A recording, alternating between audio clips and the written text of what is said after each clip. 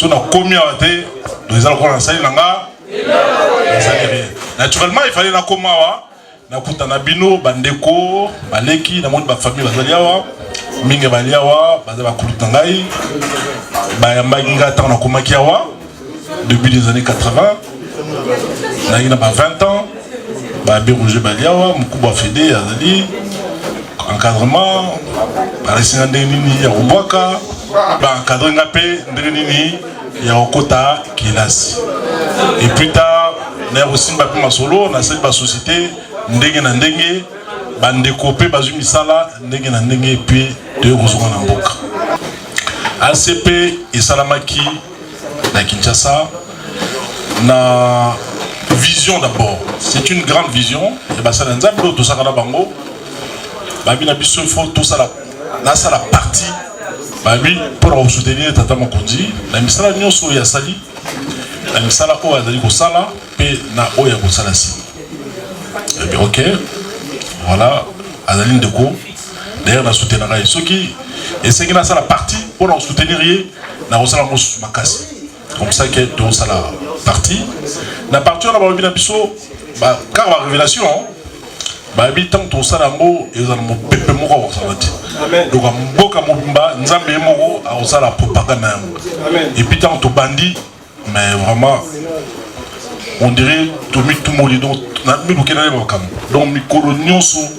donc on a parti par jour au moins 10 000 personnes au côté de la partie tous les jours comme on a lundi dimanche en 6 mois il y a pas adhésion tu as enregistré plus de 1 500 000 personnes à côté de la partie car à la Kati il y a Kinshasa Tobeteli Maboko s'il vous plaît c'est noté Kaka Nakati, il y a ville de Kinshasa. Sans compter, Batum Soussou, Bapesi Bandako Nwango, Naba Kisangani, Naba Lumbashi, Naba Bunia, Naba Mbandaka, Naba Congo Central, Matadi, Naba province Nyonso, Bapesi Bandako Nwango, pour na Ezala, bureau et ACP. Nabe vraiment, Nzambe à Kosarate. Avant, là c'est lancé, Nako Mona Tata Mokonzi, Okonditala, vision, Bisotozui, Naba Sala Nzambe, Tosara Naba. Abi Nzambe à Kosarate, il faut au Banda. C'est comme ça que dans le Baki que ACP Nenge Salamaki Izaki na soutien ya Tata Mokonzi. Faut le bas Kambo Nenge Zali. Ils ont été tous les fiers et Rolobango parce que pas maté bato mingi bazar Roloba lokuta. Biso trouver sa vérité parce que Nenge Toalia tous les familles. Toyebani bizaleli banda bomwana toyebi moto na moto esika kola esika baboti ne bazali ata bakufa bakuta bango quelque part eza boité so bazala bomoi bamsu bakoma na France bamsusu bazala no na Congo na Kinshasa généralement bayebi espoir na bango mingi ba botu bazana Kinshasa espoir na bango mingi eza epa na biso bato tozaka na poto eza boité alors bato mingi bazako loba makambo ebele so tali position na bango esika ba uti to ebité esika bakola to ebité esika ba vanda pe bizana bango esika ba mesana to ebida biso bité bayeka na discours ono boité ata baza kosala mokonza kosala makambo ya kitoko ndenge nini baza kondima te yango na révélation yaki il faut tout soutenir ye tinasuka. Alors pour exemple moké bokomona depuis makambo ya guerre et banda na est ya Congo na nord Kivu pe na sud Kivu mbala liboso ba soda na biso baba na ndako tindika banguna nakosi mbala liboso oyo kotala côté ya Ituri aéroport moko ezali kuna konango boga ezali kuna tilelo pendant 18 ans aéroport wana baza kozwa ba minerai bakenda nango na mboka na bango batonga mboka na bango c'est que na mois ya février le 12 février nde basoda na biso ba récupérer aéroport wana pe ezongi na mboka na biso yango wana aéroport de Boga beaucoup là dans internet bon yango bomoni bazongi sous guerre parce que tout cas ba on va vivre la zone de guerre. Mais au lieu de soutenir Badongolo Miso, au lieu de soutenir Tata Mokonzi, la politique dans la armée, et ça coupe ça va mbomamalamu, fruit kitoko, et moi là bah faire d'essai, bazali ko pousse ba ennemi. Liboso ezeka ka basoda na biso so ba ke o ba kenena minduki, mais ba munition nango eza yangote. Donc de qui c'est mon temps? To pour kaka. Il faut négociation. Alors négociation bon kaka, bozo négocier mais na terrain bozo beta. Eza boite. Bozo négocier mais na sinawo. La politique au Tata Mokonzi Azarango. Il faut négocier. Mais na sima Azaro pousse. Et ça boite. Et ça ne moi. Bon si ko yo bat Dongolo Miso ngo. Voilà, botala bango bien. Pour mona bango bazo komisa affaire d'essai. Mais bazo critiquer Tata Mokonzi. Oh. Mais qui est le chef suprême des armées na Mboka? Fati Béton. Fati Béton. Mais exactement comme bah comme ça fait d'essai bah ça d'essai bah mal bah on se dit faire d'essai bah on bunda bien bah on se comportait bien à terrain mais bah on finit à Tata Mokonzi. Est-ce que ça donc au biso bah toute autorité vient de Dieu. Au biso tozui n'ama pesi biso ezali owana. O toyebi bizanaye toyebi ba classe atanga na kisasa na poto awa bazali d'ailleurs maternelle route bazali biso dobo endreni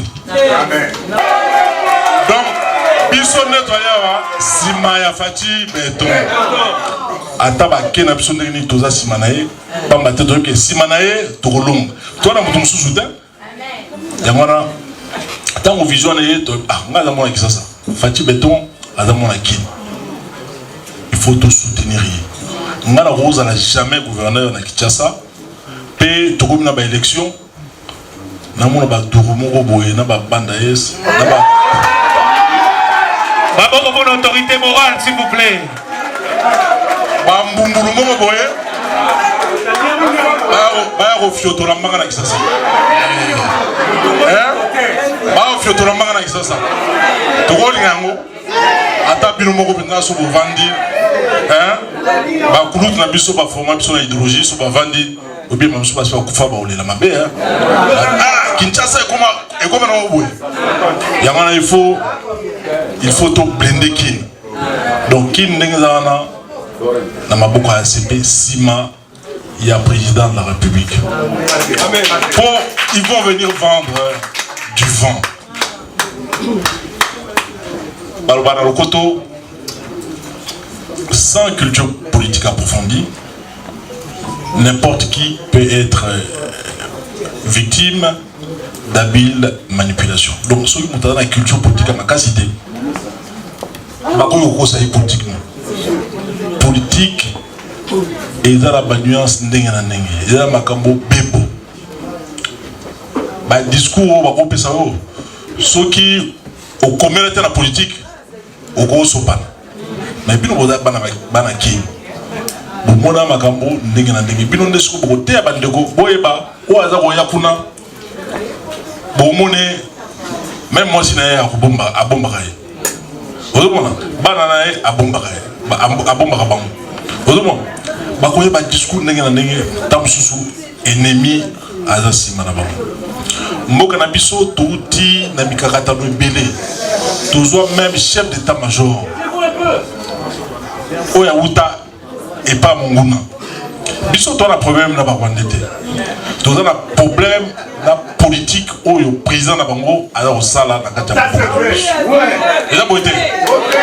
Politique wana oya za ko incarner toza ko boya yango. Ya ko bomaka ba congolais. Ya ko piera ba richesse ya mboka na biso. Wana muto nyonso oyo azali congolais. Voilà. Oyo azali bina congolais de père et de mère et d'épouses. Akoyo ko sepela ya muto. Nakosi. Tikana loba, nazo ba vérité. Mais muto mususu oyo azali congolais de père et de mère te. A mon année normal.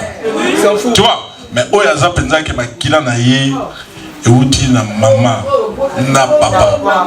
Oyo bazaba congolais il faut ça le passe. Et ça le passe. Ata okufa ato Congo na musika na kati ya cimetière au salon Rapasi. Parce que Congo, soit dans la Pasi, par le Congo, il y a Lumumba, Congo, il y a Kasavubu, il y a Simo Kimbangu, il y a Franco, il y a Mobutu, il y a Rochero, il y a tout, Ndenge, Ndenge, Pepe Kale, Mandilou, il y a beaucoup. Atazakuna, na question, quoi mambo. Déjà, vous êtes. Atazakuna, na ciel et terre, na cimetière. Qui en tout cas, le bango passe. Alors, biso bateau, tous les ciment, il faut tout la dignité de biso. Tout le monde va partir, mais côté la côté de la terre. Congo, il y a Etienne Tshisekedi.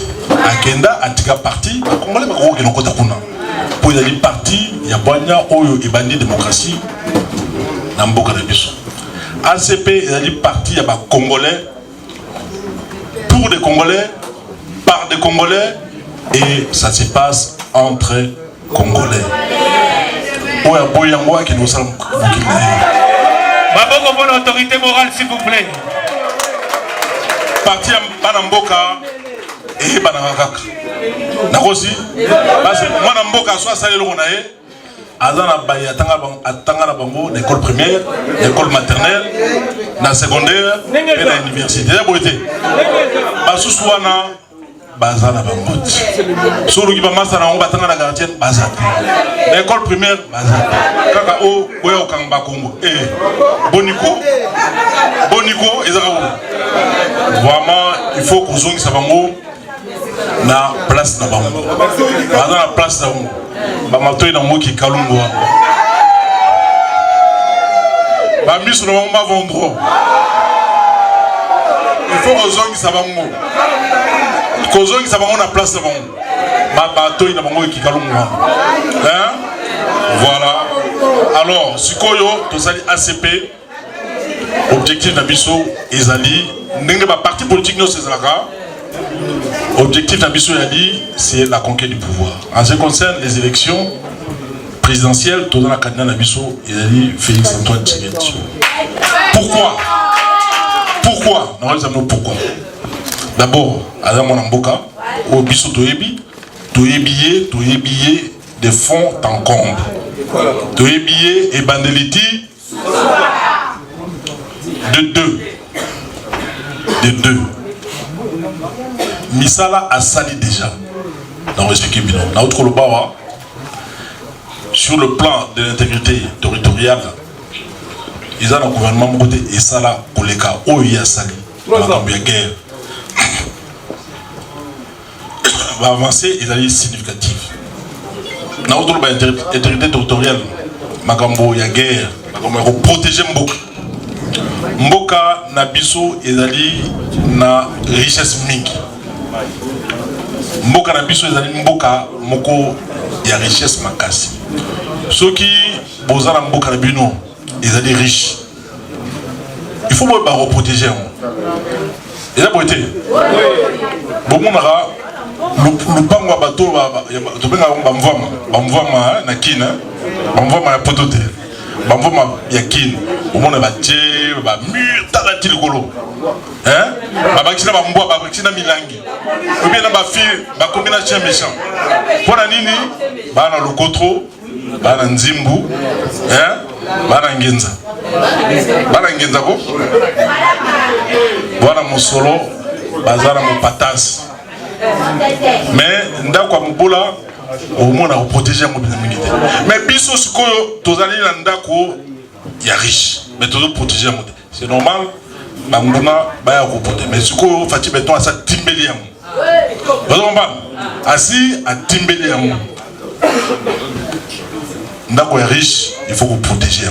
Surtout kufa nzala, to kufa. Mais il faut te protéger ndako na biso Congo. Yango na momoni.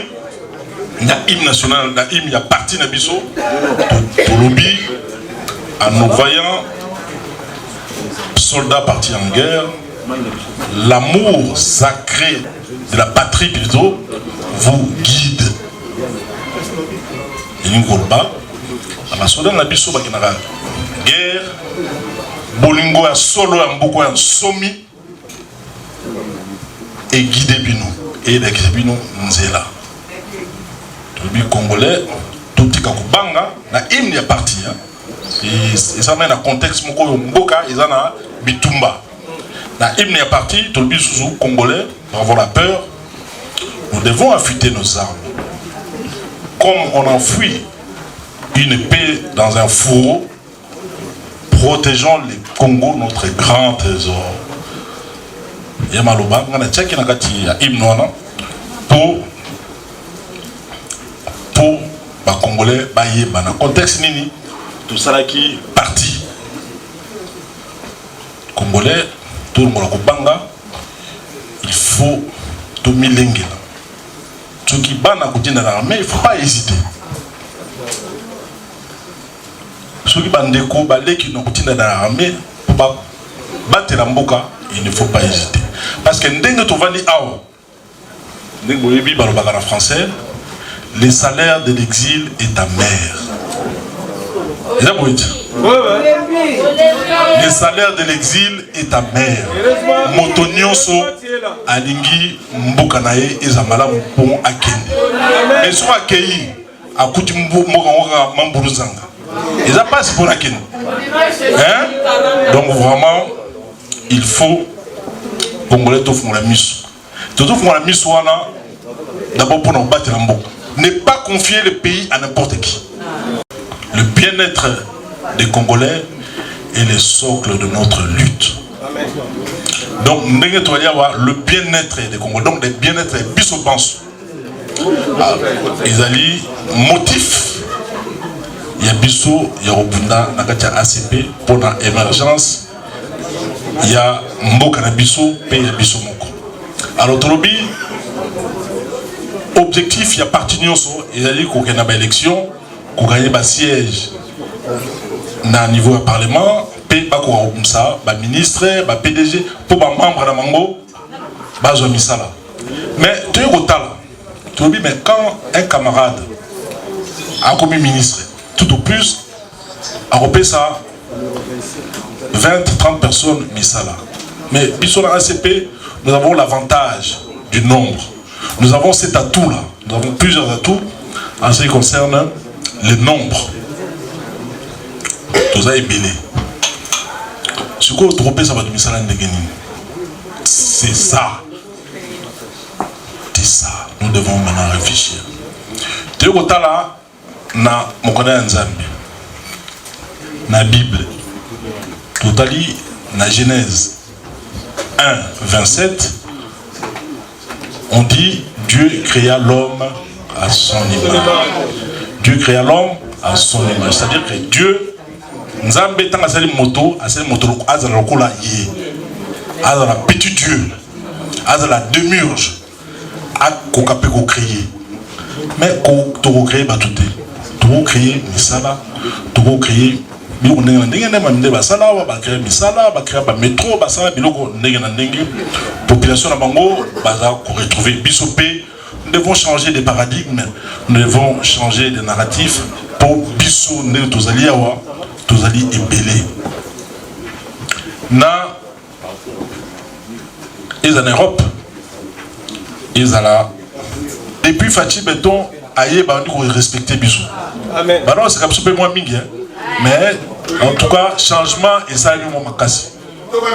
Ils là misala auto ça na kisasa liboso yagi fou le rose on ndenge ba ba kipite mboka ko basi ba mboka se kufu mais siko motonyo so comme hotelema atali comme moke ba do comme hotelema di comme moke ba do hotelema c'est que intérêt ya mboka ezongi makasi. Alors nous devons nous organiser avec cet amour de la patrie qui revient au galop pour profiter d'un mot la sursaut pour aussi basco makambo ya biso moko. Président de la République Félix Antoine Tshisekedi Tshilombo a lobby que ti assise à mandat naé et Sengeli a créé ba millionnaire et ba congolais. Ceux qui bozali na ba projet ya kitoko ya malamu pour ba congolais ba tombo moto liboso ko soutenir bino ezali yemo. Ça je vous le rassure. Vous les rassure parce qu'à Kinshasa il y a un cadre de jeunes congolais où ils ont ambition, ils ont un projet à pousser bango, lobby bakoma ba millionnaire, lobby bakoma ba milliardaire. Ce n'est pas normal. Un grand pays comme le nôtre, tous attendent un milliardaire mon côté. Attends moko azate. Mais si aucun a Burkina Faso bazar ba milliardaire, aucun a Mali bazar ba milliardaire, aucun a Sénégal pour le battre, aucun a Nigeria pour en des sommes. Et vraiment ils passent. Donc il faut tout changer. Na ACP Tolobi, ACP Boboto, Bondeko, Bomoko. Tant qu'on a besoin de vie de Kinshasa, et nous avons besoin de ça qui ils ont une étude. Une étude pour tout ça là, train métro kin. Avec ces chinois, français, na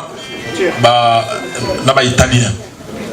Tout ça li projet, tout ça li étude, valider étude. C'est quoi le président autopé sa mbongo pour le banda. Mais ça là, il y a train. Il y a un temps pour se jeter des pierres. Il y a un temps pour se faire la guerre. Il y a un temps pour faire la paix. La bande avec l'avènement, il y a président de la République Félix Antoine Tshisekedi Tshilombo. Et raison, il y a Kobunza sous ma politique au Congo. Et ça, parce qu'il y a beaucoup de présidents qui combattent. C'est quoi Assimi Makam? Mboka pe Ezaï Moko. Mais raison, ils appellent. Mais à part, Nabato, comme ça, il y a un fonds de commerce. Comment, Koukilango, Balera, moi le Kotro, moi le Falanga, moi le Meya, Balera Nassima.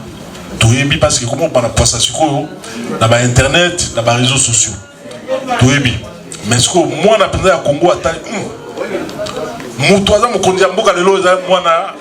il y a Étienne Tshisekedi, Wamulumba, il y a Titi.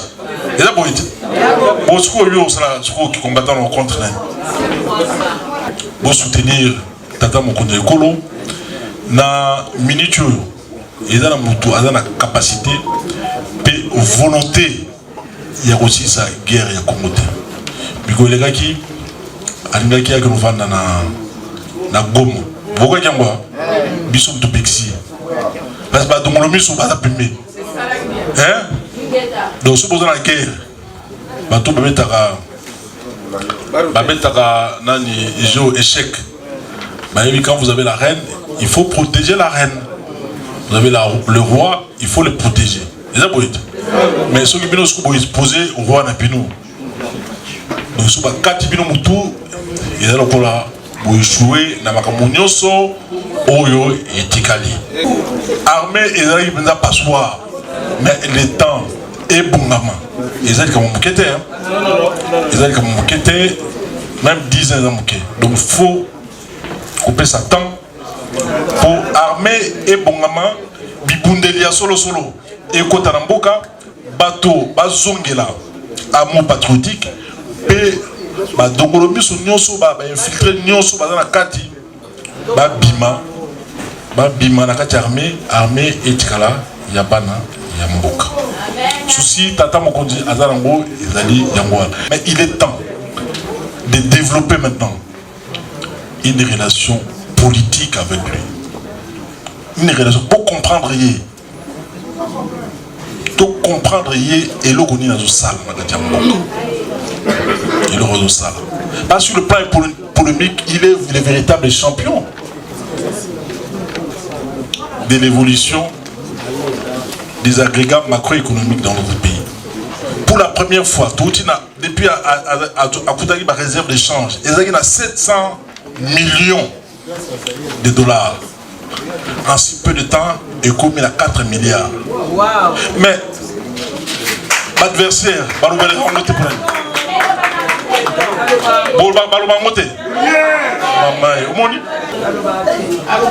PIB na biso tout na 42 milliards. Tout na 56 milliards. Donc les richesses supplémentaires ont été créées et puis na ndenge mokete. Tu vois, mais qui a fait ça? Tout une inflation ezaki na autour de 17%. Tokititi na 5%. Inflation. L'année passée, nous avons terminé l'année avec une inflation, un taux d'inflation à 5%. Nous en France. Bamboka nyonso batike bazaki na C'est-à-dire que sur le plan économique, il y a un travail qui s'est fait.